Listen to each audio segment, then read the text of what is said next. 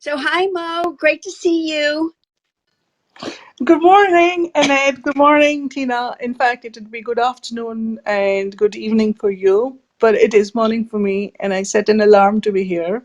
Oh no. Thank you for having me. Well, I'm so excited, and we were just talking about I was talking about a client that I was working with yesterday, and sort of be going beyond the whole looking for a job and looking for recruiters and using it for the quote job search sort of function. And then he and I really got into the discussion about engagement. And it's so important whether you are looking for a job or if you are a business owner and you want to find clients, that it's all about the LinkedIn engagement. So I'm we have a couple of people here already, so I'd like to just start rocking and rolling, and then I'm going to ask you to introduce yourselves once we get a few more people here, if you're all cool with that. Okay. So I see Mike's flashing, so that's a yes. So um you know, talking about engagement, it's such a word, and people don't really, if you don't talk about it all the time, I think people don't just even know what engagement is. So what would you all say? I mean, I have my ideas, but what would you all say that engagement is on LinkedIn, and why does it make a difference? So whoever wants to jump in first, just unmic and Maybe I can go first and sure. let Mumita wake up in the meanwhile. So it's really good that you say that, Annette, because sometimes we're throwing around words, buzzwords, and we think everyone knows it, especially when people come from marketing background. There are so many words, and often I'm like, I don't have a clue what you're talking about. And when we talk about engagement, we know it because we have learned it the hard way. But that simplistically means um, having human conversations with other people on the platform, um, under the posts. So when you ask a question in your post, when somebody answers, then you answer back and have conversations. But 5 times even more important, or 10 times even more important, is to go to other people's posts who are in the same industry and where your ideal clients might be hanging out, and write write comments, and also ask questions in the comments, so that people will see you. So when it comes to engagement, it's all about them and all about giving, and then things will happen to you. So it's all about giving, and then in the end there is karma that will get back to you. But you have to put in the hours, you have to put in the intention. Then you will see interesting things happening on LinkedIn. Yeah, I love what you said about human. We forget, people think of it as a platform, and it's so much human. So Momita, what's your take on that whole, what is in Thank you for that. That's a great question, and I completely agree with everything that Tina said. This is not a platform. These are human to human interactions. And what I always keep in mind is no one is a stranger on LinkedIn. If you find a relevant conversation that's happening and it is related to your field, you have an interest in it, just jump in to comment, because that is how we grow on this platform. That is how we create meaningful conversations and deepen those relationships on this platform. The other thing that I will say is what Tina just said is make commenting on others' posts a very big part of your content strategy. Because when we think of content, we usually think of what I will post, what I will write. but that, in my mind, comes way later. It all starts with commenting on other people's posts. A few things happen when you start commenting on other people's posts. You deepen the relationship with the person whose post you're commenting on. You reach out to more second and third degree connections, and therefore that is an opportunity for you to grow your own network, because people read your posts, whether they like it, whether they engage with it, whether they relate to it, and they then want to get back to you and connect with you. And so therefore, for me, engagement on this platform is absolutely not just about myself, but supporting others, being present on others' posts very much. So that's for me, engagement at the moment, Annette. Yeah, I love that. And I was telling Tina, and I just want to say, if you're joining us here, thank you so much for being here. And if you wish to come up and join our conversation, please feel free to raise your hand and come up here if you have a question, or if you just like to add some, a little something to our discussion. We are happy to have you come up and join us. And I love that idea too. And just to give people a little bit idea, we have a few people here. Why don't you, Tina and Momita, why don't you tell people a little bit about, what you do? So maybe I'll go first, like you suggested. I work as a headhunter in Belgium with multinational companies for global positions. So either based in Belgium or anywhere else in the world. So I work together with both the organizations and with the clients, with the candidates. So, and I also do coaching for women in middle management positions that feel stuck in their role and maybe they don't see any promotion opportunities coming in their own company, and realizing that you're not paid enough. So, and then you start losing your self-confidence, and self-doubt comes in because it's difficult to find a job. So I do those one-on-one dream job boot camps, guiding through in a three-step job capture method. So going from the action plan to the presenting yourself on interviews and then getting those offers. So this is, in short, what I. Thank you. I think where I come into this room is from a job seeker point of view, and that's how I compliment Annette and Tina today. So I have uh, mostly been headhunted when I was back in India, in my home country. I've rarely had to apply for jobs, and being in a country that you have studied in, grown up in, and have had your early careers, it's easy to be headhunted. And then I moved countries as well. And then when I moved countries, now I am in New Zealand, I started applying for jobs. So I have gone through that process as well.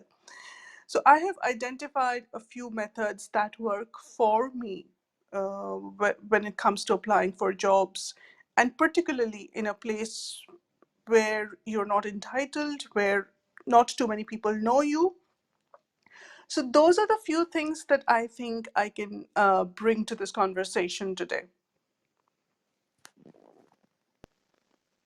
Well, thank you. Thank you so much. Thank you so much. So, Carolina, thank you, or I don't know if it's Carolina or Carolina. I know people pronounce it differently.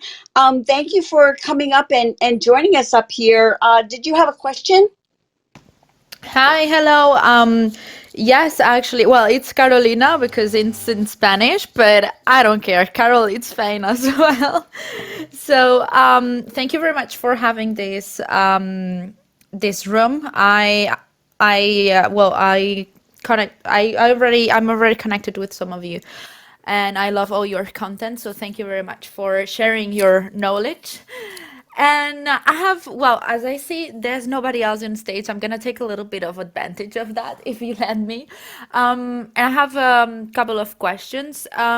So the first one would be, I just went through a rebranding on on my brand because I moved to Monaco, and here the kind of the needs that I'm looking for, like public looks for something totally different of what I was doing, so I rebranded to something different that I really wanted to do apart from moving. And I today I had some, well, these few few days I've been kind of troubling with the name, but finally I came up with the Business Marketing Club .mc. MC is for Monaco. It's like even the web pages are .mc instead of .com, for example. And but the thing is, I wanted to create. I actually created the LinkedIn page, and the thing is that I didn't know where to put the Monaco, because my boyfriend suggested the Monaco Business Marketing Club, but it's not quite the name that I want my brand to be, because I want people to relate me with the city, and because the public is kind of exclusive, it can connotate that, but at the same time, I don't want to think the people that I only work for people from Monaco. So my question would be. Would you rather write the Business Marketing Club Monaco on the LinkedIn page, or the Monaco Business Marketing Club? I don't know if that makes sense. It's more like branding than on LinkedIn, how to adapt, let's say, the branding on LinkedIn. Okay. Well, that's interesting. So, are you talking about you're talking, Ben, about a company page, correct? A LinkedIn company Exactly, page? yeah. Oh, okay. I just wanted to make sure that it wasn't the profile. So, I am not an expert on company pages. What are your thoughts, Tina and Mo? What are your thoughts about that?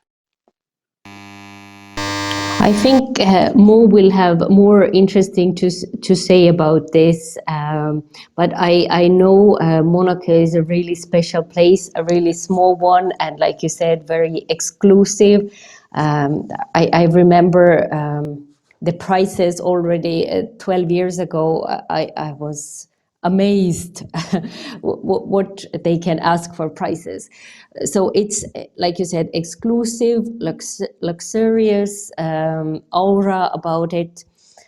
When you say Monaco Business Club, that doesn't, like, it's very good to niche. So, and if people are looking for keywords, that will come up, and you will be the first one, because I imagine there aren't that many business clubs in Monaco. So in a branding point of view, in my opinion, it's a good one. And people understand, like, I coach mostly women who are over 40, but I have also coached women who are under 40, so, and also men, but really, if you niche, do it. Like, I think Mumita has a very nice New Zealand club logo. I just saw it when she arrived, with the kiwi, the cutest kiwi there isn't anything cuter than that. So I think Mo has. I really want to hear your opinion, Mo, about this, I do it. because I she's a well, marketeer. yes, I'd love to hear. Thank you, both of you, Tina and Annette. And good question, Carolina. Um, Carolina, I just pull myself back a little because we have interacted before. And I know that you have moved to Monaco and you're a copywriter and you write in many languages, right? Yes, When correct. yeah, so when you have the name of a country in your company page, that is somehow a signal that you are restricted to that country itself. Whereas, I'm assuming, and I could be wrong, your company is going to provide services, as far as I remember from our previous conversation, to other countries, right? Because you write in French, you write in Spanish. It will provide services to other people from other countries as well. So, my question to you, first of all, is why have Monaco? Is it got to do with when you say business networking club or business club, is it something like a physical networking meeting that you will have in Monaco? Or do you want people just from Monaco to get in touch with you? That's my first. So the thing why I choose Monaco is because I want clients from Monaco. As Tina said, is a really exclusive and high price and really elegant and exclusive market, and I want to start moving there. But also, I don't know outside of Europe, but in Europe, Monaco has certain prestige.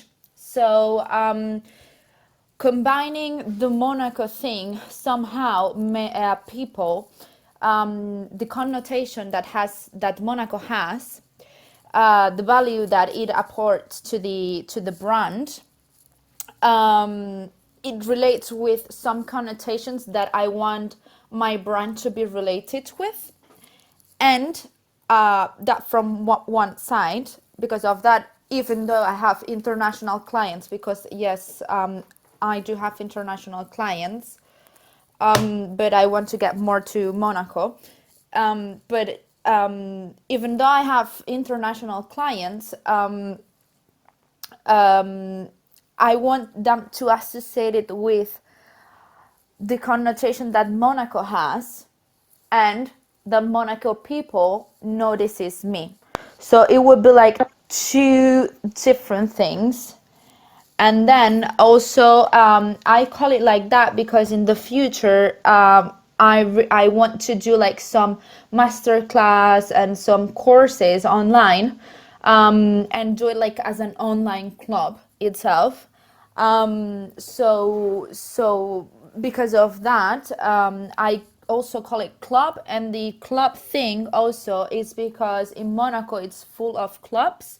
If you are part of a club, it gives you some prestige. So, for example, in here we have the yacht club, we have the beach club. So, I also like giving this club word to my business inside of Monaco, let's call it like that, in the Monaco public, will have a connotation of kind of known because they are very used to clubs. I don't know if I replied to your question. No, no, you did. You did. Thanks, Carolina. And then, if you are so clear in your mind with the objective, I think that's the most part of the job is already done. And I think I'd support what Tina said. Then having Monaco in the name of the company actually will really help for you to come up in keyword searches. And the other thing that I'd also say is our LinkedIn profiles are not static, right? It will keep changing. It is a dynamic profile. It will keep changing depending on what our immediate priorities are, what our immediate objectives are. So, right now, if you have, because what I'm thinking is you may move, right? You may, going forward in the future, you may move to another country. And then what happens to your Monaco club? So, my answer to that would be you can then create another company page, and then we'll come to that way later. But right now, focusing on your current situation, I'd absolutely support Tina and say that go ahead with Monaco. in the branding, and you start with Monaco, like you just said, the first option, and have club, everything that you said just kind of then falls in place. Okay, yeah, perfect. Do you feel like you've gotten a lot of ideas and information, Carolina? Yeah, sure. Okay. Okay, great, great. So, I just want to mention that we have, other people in the room. Please do feel free to come up and join us on stage. We are a very friendly group up here. And, we've been talking about LinkedIn engagement, and, we've just been doing a lot of, Carolina had some questions about her, the company pages. And one of the things that I thought was so important that came out of that discussion was when Momita said that, the LinkedIn should be a living, breathing, I always say living, breathing document. And she mentioned it should not be static. It needs to change. It needs to change with you. And the engagement piece is part of that. And we were talking quite a bit earlier about the idea of, when you the comments and really having that conversation, and how LinkedIn is human to human, and not just this platform out there in the cloud somewhere. So what are if people are new to LinkedIn, and we talked about not quite knowing what to engage, what to do, and how to get started, what are some ways to that they can get started? I mean, I always say start with the comments, but what do you all think about that? I think that's a brilliant one. But even we had this discussion earlier in a different room with Connie, and I was talking about my personality. I'm really introverted person. Like all my energy I get when I'm alone without other people. So I really need this time, and sometimes it can be overwhelming with LinkedIn and commenting, but you really have to make this mind shift and reach out to people and do it like you would do in a networking event. So keep it to the topic and be polite, and just be yourself. Don't speak like a robot. Have a normal conversation, like, and have the same politeness, like when you would send a DM. Start with hello, how are you? Because I so often get DMs, give me a job, without hello, without how are you, and without anything else. So keep that in mind, and maybe start with the DMs with the people, and then commenting on their posts, not on posts where you don't know the person. But it's easier to start where you know the person, and maybe have both conversations in DMs and on the post. So start with small steps, like I started 1.5 years ago, uh, being active with engagement, meaning commenting and reacting on others' posts. I've been on LinkedIn since 2005 because of my work as a headhunter. But before that, I didn't engage, and I saw it only as a CV database. But now I see the human part of it, and the conversations, and building friendships, and trust relationships with people who open doors and bring new opportunities. So don't do anything that you wouldn't do in the normal world, but getting out of your comfort zone, that's where the goodies are on LinkedIn. So this is my. Yeah, I agree with you. I think it's so important, and to have fun. And since you brought that up, because Momita, some of your stuff is the most fun stuff. And I'm with you, Tina. I'm an introvert myself. I need my downtime. I need my quiet time. But Momita, how do you come up with all these fun ideas? And what's the response to that? Thank you. And I think we are an introverted club here, Tina and Annette. I'm very much like that myself.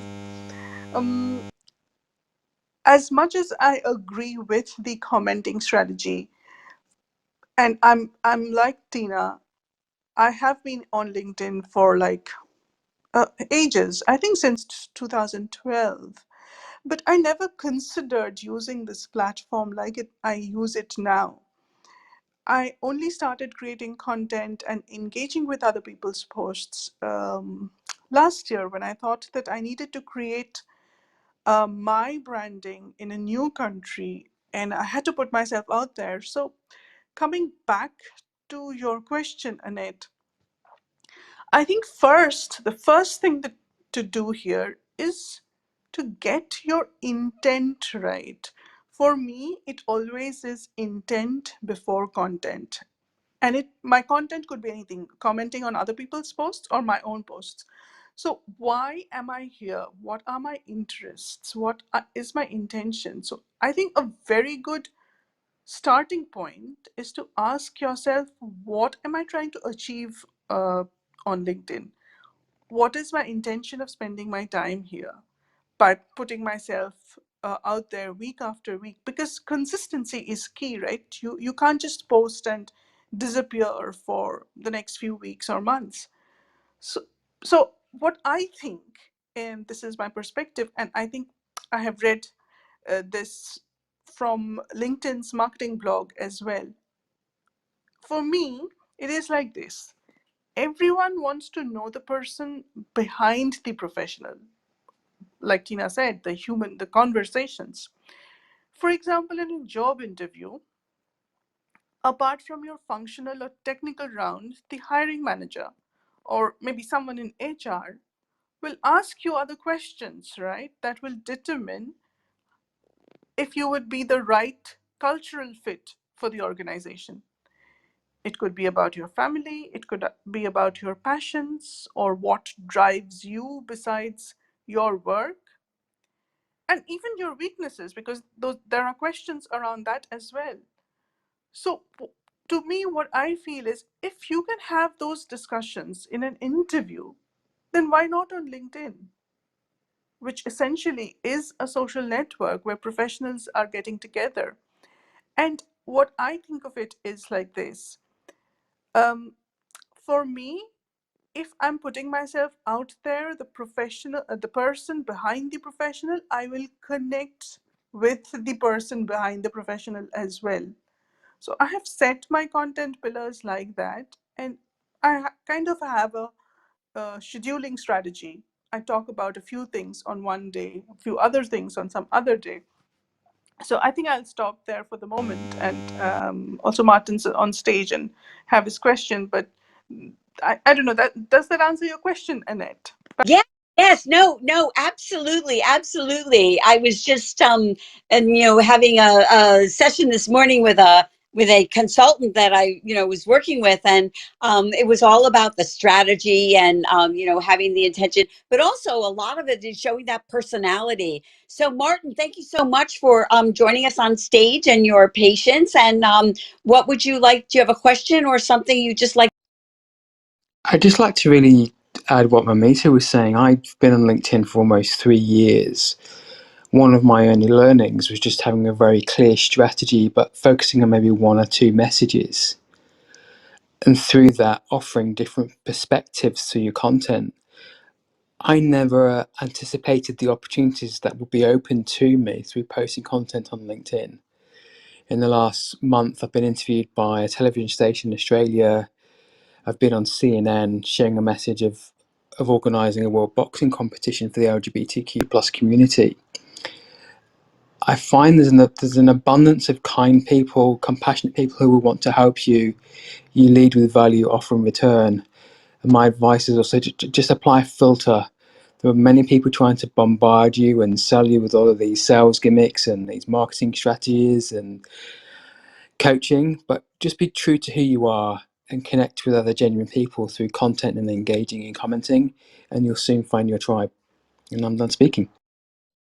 Oh my goodness, I love that. And, thank you so much for sharing that story because, I think we all know, Tina, Momita, and I all know people who just from their activities on LinkedIn, have had those types of interactions. And, congratulations on that. It sounds pretty awesome. No, thank you. And I was always one of those people who wanted to speak up and say something, and LinkedIn became the platform to do that. I totally agree. It was the same thing for me. I never felt like a Facebook person. I didn't see any point. Not even Instagram because it's more visual, but LinkedIn, it's really people who are professional people, and it's really, like you said, kind tribe.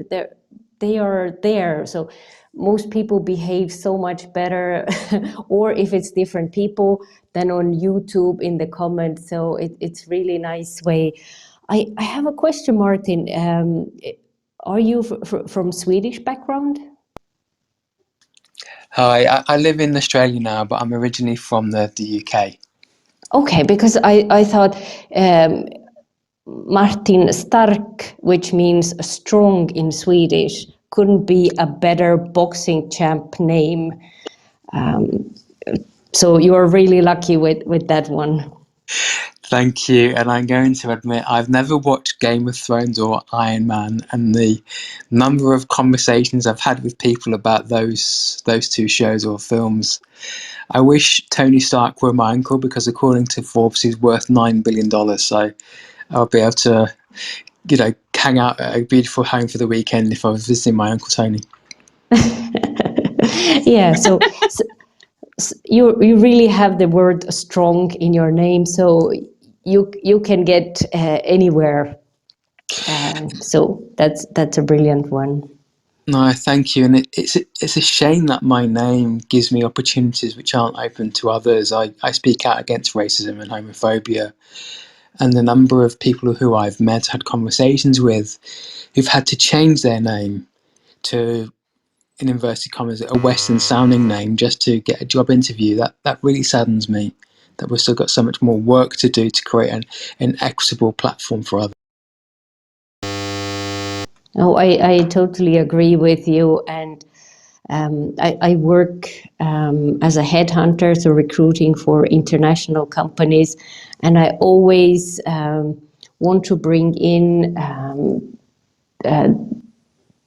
talent that normally wouldn't find their way to the organizations, to the teams, when it comes to disabilities, gender, different nationalities, all the different options, because it's so easy to just hire somebody who we already have in the team, but bringing in different perspectives. It's really profitable for the company, according to research, and also makes the company better, and they make much less mistakes. So I share with you the same passion.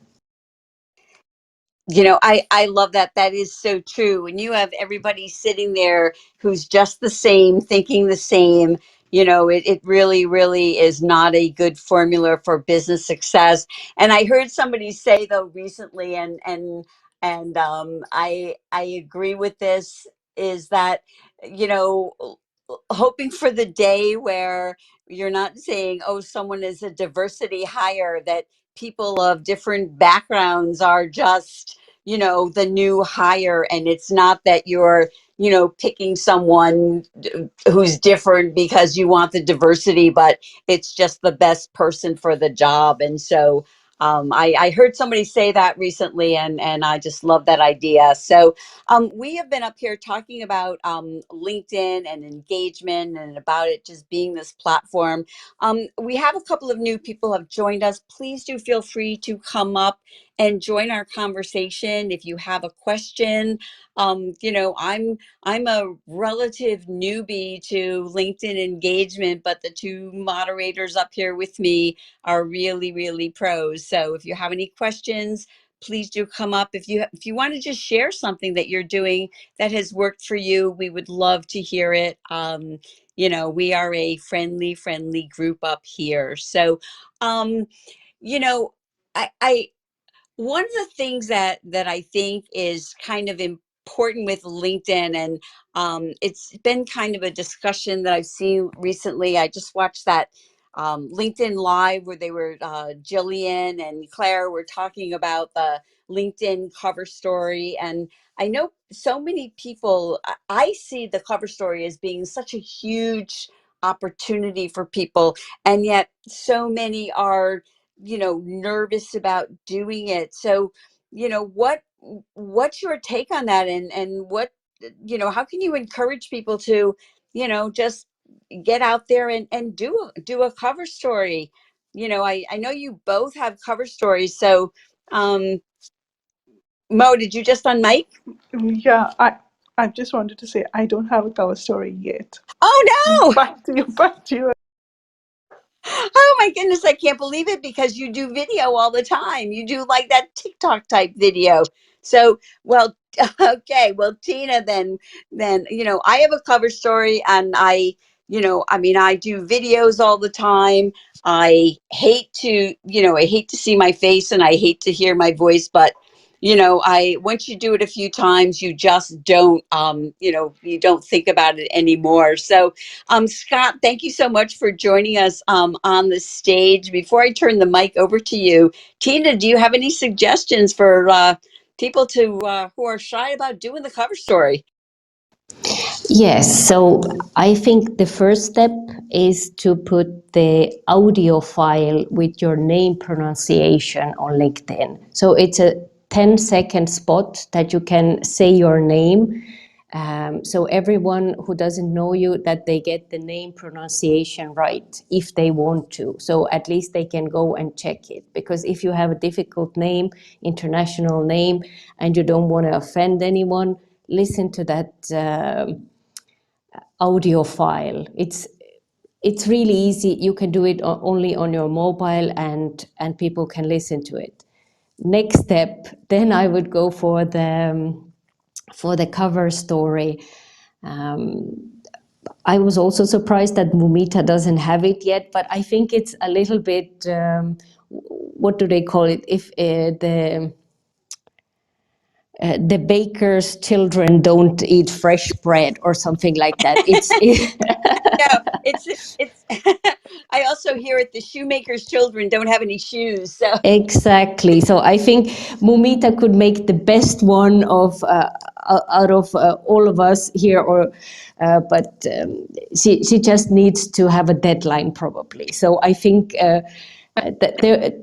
Gillian has made really good videos about how to make the cover story, how to make the advanced cover story, and yesterday the cover story for the holidays, wishing uh, happy holidays, happy Hanukkah, happy all different celebrations. So just to have it inclusive for everyone, and to change it up, to start conversations with people who come to your profile, because when people see you on video, that's the easiest way to connect with somebody, because it gives the feeling that you already know the person. When you have heard their voice and seen them on video, that really brings you closer together to your network. oh, absolutely, absolutely. And for people in the audience that don't know, we're talking about Jillian Whitney. So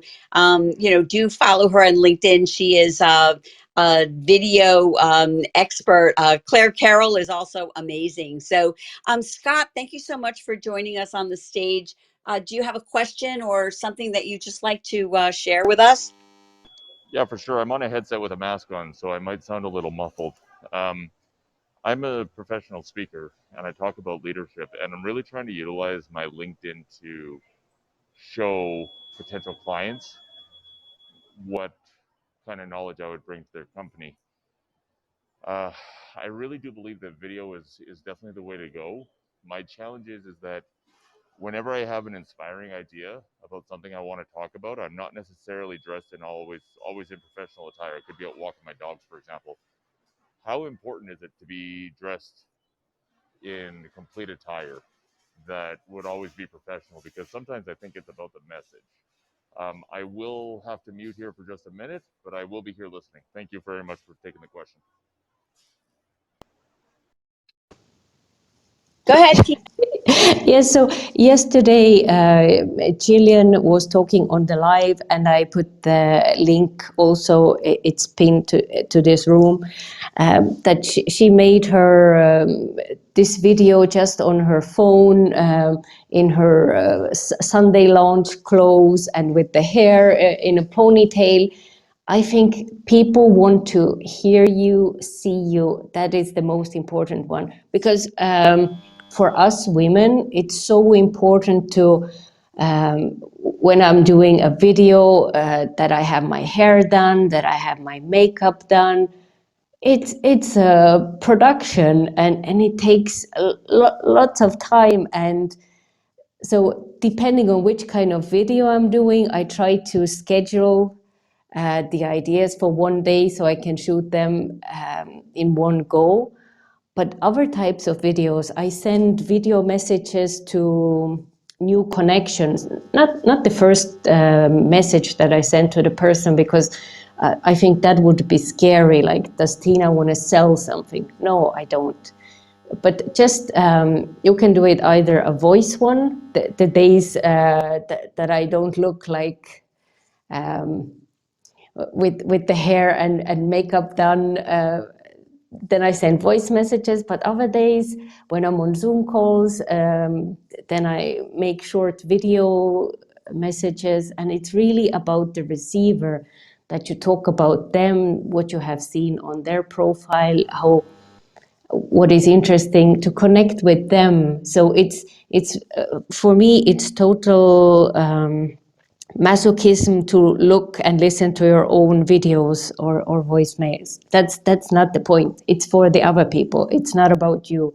And the more you do it, you get a muscle. The better you get at it. So start with sending it to people you know and trust in a safe environment, maybe before you start posting on the big LinkedIn feed. You know, I wanted to jump in and add something that, you know, and it's true, you know, we women, you know, we worry about the makeup and the hair and all of that. And, you know, I also try to, you know, make videos on the days that I'm dressed. But, you know, the truth is I do sometimes just get up in the morning and, you know, I haven't gotten all gussied up and I'm making a video. And, you know, Scott, I'm sure this will be familiar to you as a speaker. It's pretty much what Tina was just saying. But I was watching a presentation several years ago by a sort of a speaker's coach, and she said that, you know, people don't care what you look like, people don't care what you sound like, they only care about the message. If your message is relevant to them. So, you know, I'm guessing as a speaker, you know that already. And so I would recommend to keep that in mind. And one other thing is, you know, you're thinking about having these like great thoughts, I guess, when you're not you know, ready to go. You can always record that. And, you know, if you have that message, you can always, if you have the idea, you could re-record it later. That's my thought. Momita, what do you say to all this? I would agree with everything that you are saying. And I think I'd like to go back to how we started this conversation today, that LinkedIn is not just about your professional setup, right? How you come across in a very stiff collar professional environment, but it's also a glimpse of who the person you are. So therefore, having a good mix of just being out there as you are, like Annette and Tina just mentioned, and also complementing it with how you would come across on stage. having both of these, because you're a professional speaker, is I think is a good strategy.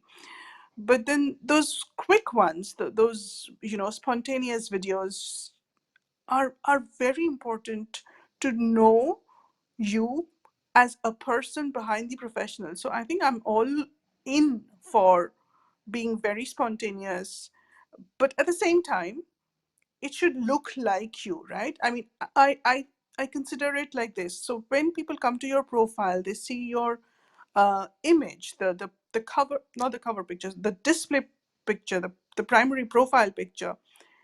You should look similar to that when you're doing a video.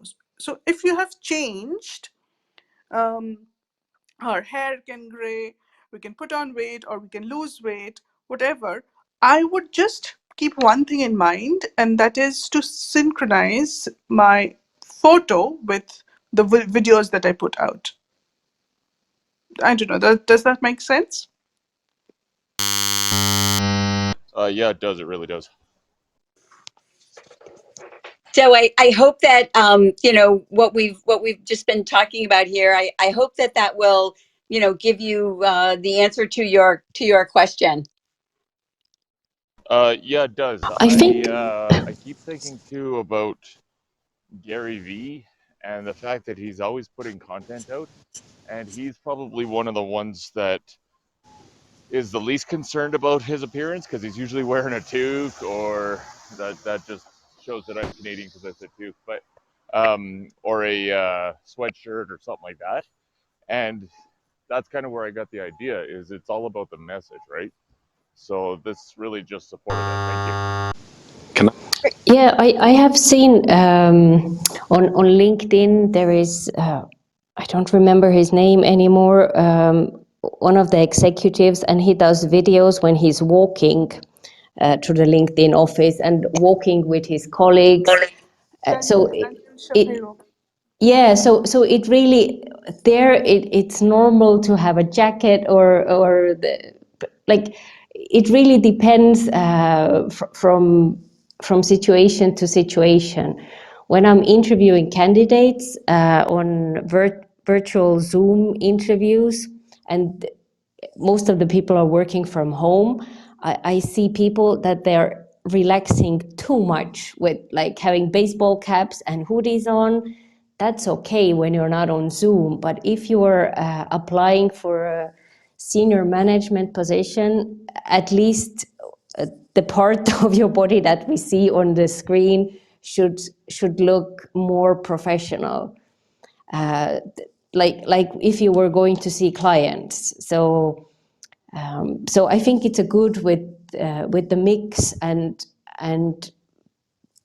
yeah, don't miss the spontaneous opportunities to do videos because people really want to hear your message. But at the same time, it's good to come across as your clients would like to see you.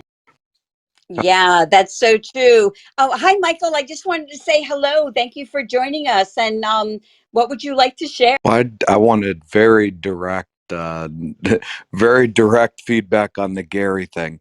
So I'm friends with him, and we have done events together, and some of the other people. Um, we had a dinner in Columbus.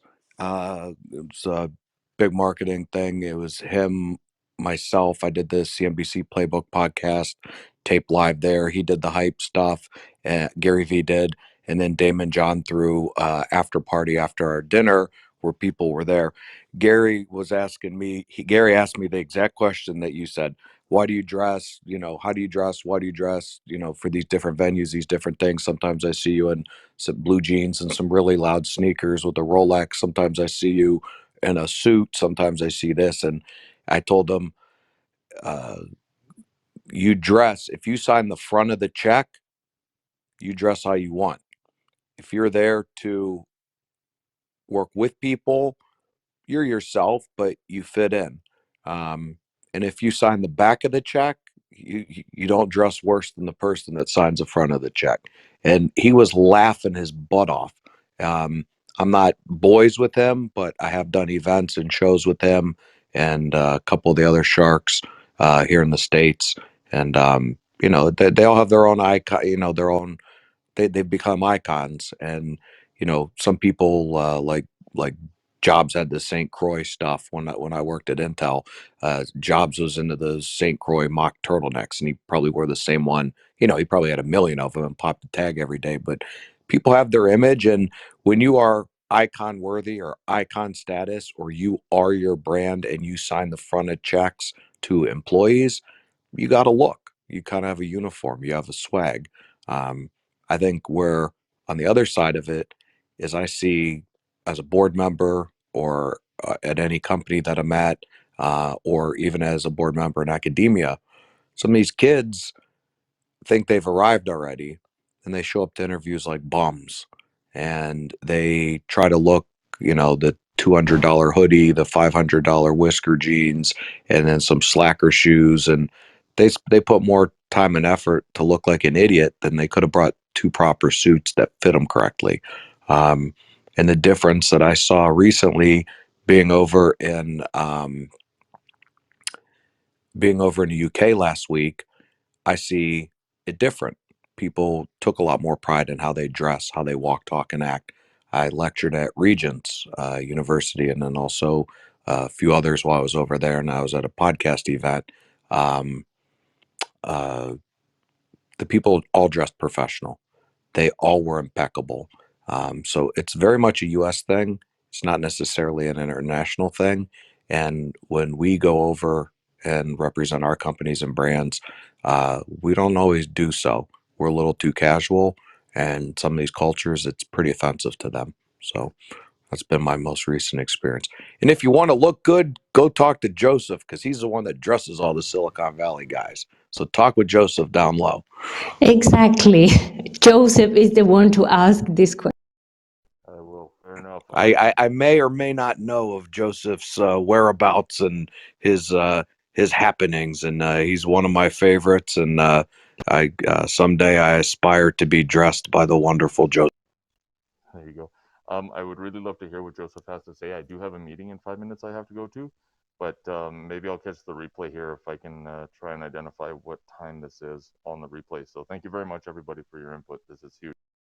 Thank you. Thank you for being here, Scott. We appreciate you coming up and chatting with us. So, Joseph, lovely to meet you. Thank you for joining us up here on the stage.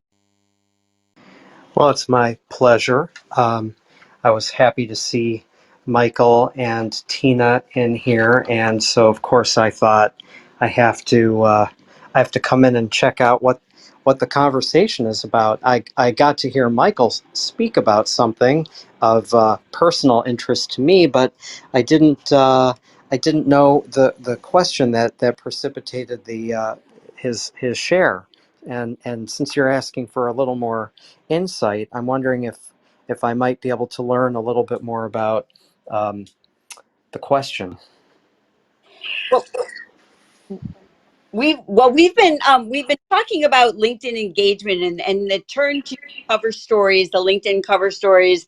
And Scott came up, and he's a professional speaker, and he was just talking about the idea of doing videos when he was not professionally attired. And so that's where the conversation came in. Okay, gotcha. Thanks for sharing that bit of extra insight. I think honestly, Michael made such a great point that is worth reiterating. That uh, for those of us who are American, a lot of us screw this stuff up. One way that Big I, and yeah, and I think that what happens is it's like a lot of other things that happen in culture, and that's a bigger comment and a bigger conversation, but it just seems and feels like there's a race to the bottom. And that we really, a lot of people who are out there trying to be social media gurus and whatnot are, saying, hey, just get out there. Who cares what you look like? You know what? I'll tell you this. If you look at any iteration of the iPhone, it looks like Steve Jobs being, when you hold the iPhone in your hand, it's like holding Steve Jobs in your hand. Black issey Miyake mock turtleneck on the outside, couldn't be plainer or simpler or what would seem to be easier to handle or use. Underneath is where all the guts and glory of the machinery is. And I feel like what you need to see is that there is a look and a feel to a product or to a service, that whether you're a corporate employee and you work for one of these businesses, or you're an entrepreneur and you have your own goods or services that you are marketing and selling, it is really important to actually look like you belong to the message of your product and or service. Um, and I think that some products and services can come across intentionally more relaxed, more laid back. And I think that there are lots of other kinds of goods and services that deserve to be treated with more respect, and the way that we show up and present ourselves on camera is a way of showing a kind of self-respect, and it eliminates the idea that someone may hear a great message but then not believe you because the way you show up can appear out of accord. So you're almost creating essentially cognitive dissonance by not showing up looking as good as your idea. Or imagine having terrific vocal tone, and then but then you're still showing up looking like you basically just crawled out of bed and threw on a gray t-shirt, because the gurus are saying, um, that's what it needs to be. um, and I think that if you really are a significant a person of significance, um, those are of true significance. I think that those are some of the opportunities to uh, where those individuals break the mold. And I think an example of that would be Steve Jobs, that when he returned to Apple after Next, he, blew off wearing his bow ties and his jackets. And I actually think that that worked really well for him. Um, Mark Zuckerberg wears Brunello Cucinelli cashmere cotton t-shirts that fit him like a glove. Um, he's definitely taking care of his physique, but he also dresses that way, and he's very on brand for that. And quite frankly, as I have told reporters all the way, up through to the top of the New York Times editorial people, um, when if he should have made a shift in his look, it would have been when the company was going public. Because now, if he were to make a change now, everybody would start to look under the hood. It would be almost a bigger challenge and a PR crisis than having a parent company named Meta. I there that Oh, that is correct, Mr. Joseph. The way he would show up would create such waves, and it would be the only thing people would talk about. And wow, wouldn't that be kind of interesting, by the way, because Zuck is a guy, and that's usually attitudes and behaviors, and fodder that have been thrown at women, which I don't agree with, by the way. I think it should, if we're going to do it for one gender identity, we should just do it for everybody, or we shouldn't do it at all. I would prefer that we not do it, but I would prefer that a person shows up looking like the quality of their information, and by example. I hope that the way you see me in my little Clubhouse bubble appears representative of the tone of my voice, the quality of my message, my vocabulary, all of it. I'm trying to demonstrate, I am demonstrating my own kind of genuine qualities. And I'm about to go and embark on a 21-day video challenge, if you will, on LinkedIn, and you will see me showing up and being on brand and on message for the next 21 days starting today, and I will record that video soon. So that's an example for you. This is Joseph, Joseph. let me turn you up in the headphones as much as possible, like I always do.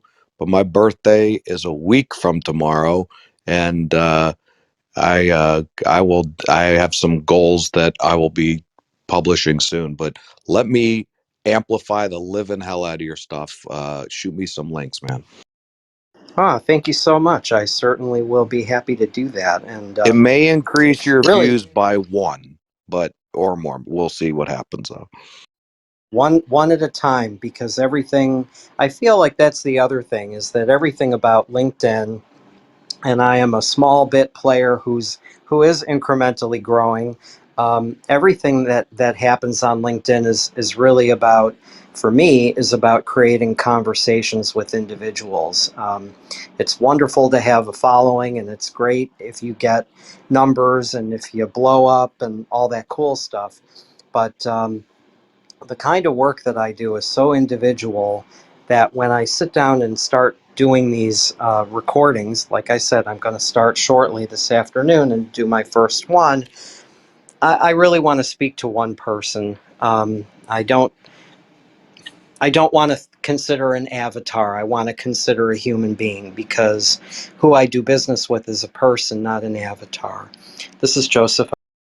Well, thank you so much. Without realizing it, Joseph, you have brought us full circle to what we started talking about an hour ago when we opened this room, and the whole idea of LinkedIn not being a, platform out there in the clouds for people to, push out content, but, a place for people to engage, human to human, and that was how we started our time. We are actually running a little bit over, but Julia, thank you for joining us on stage. Did you have a question or something you'd like to add as we're drawing to a No, that's fine. I was just triggered a little bit by what Michael said about, the UK people being super, clothed up, suited and booted and just looking fantastic every time. That's not true. That's not even close to true.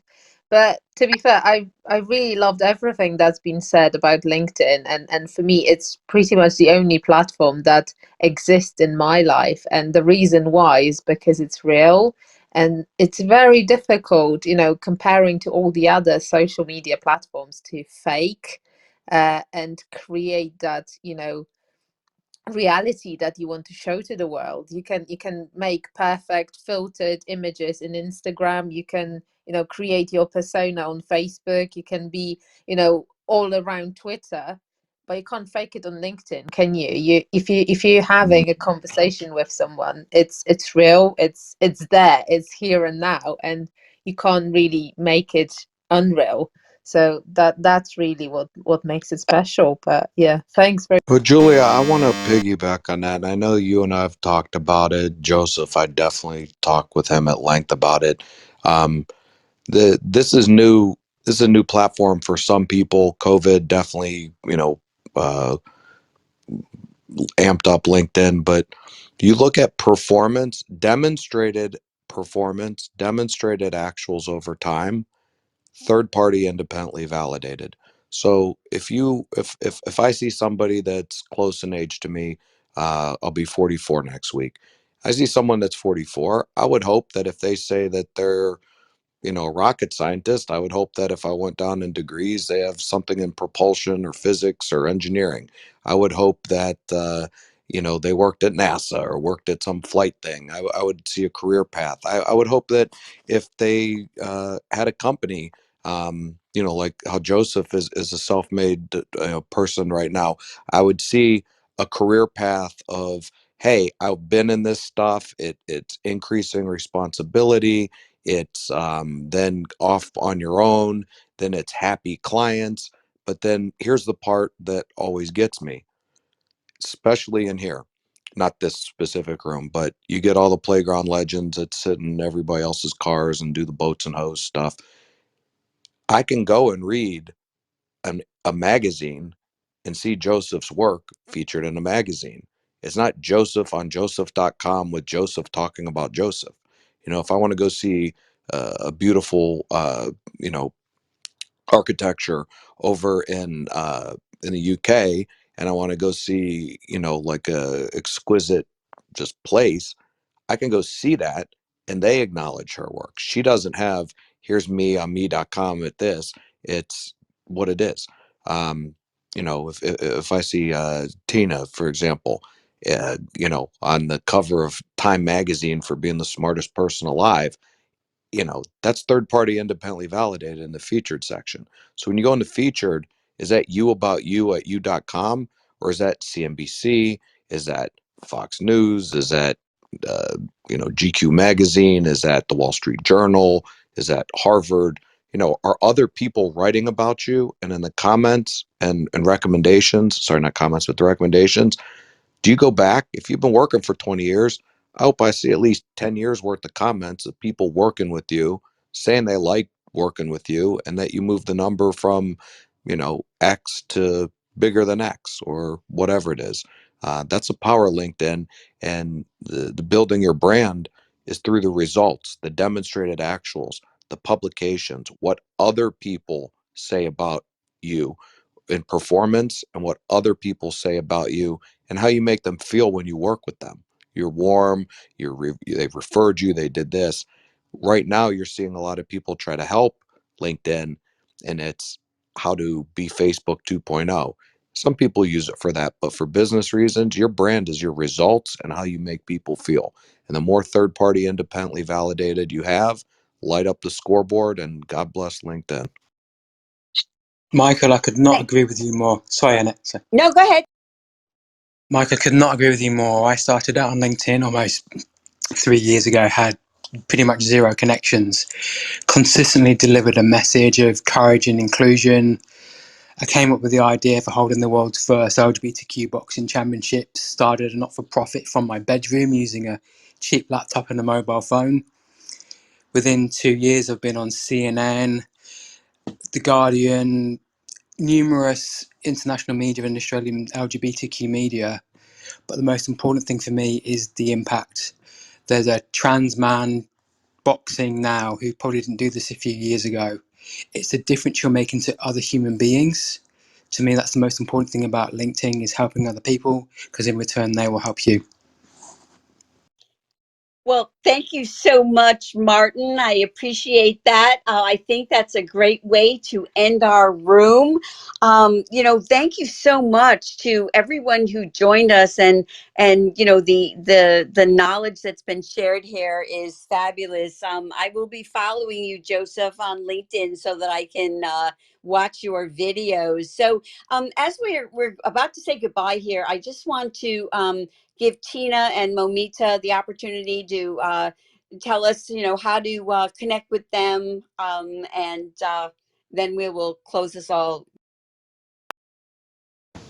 So, like we said, the best way to connect is on LinkedIn, and tomorrow, the same time, we will be in another room, Annette. So follow us here and on LinkedIn, and let's continue the conversation. And you, Momita, I assume you're open to connecting with people on LinkedIn. Oh, yeah, absolutely.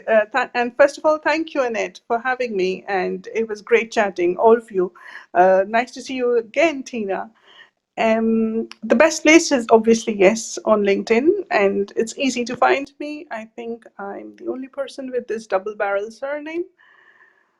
Same photo, same name. So I'm very happy to connect and continue the conversation over there.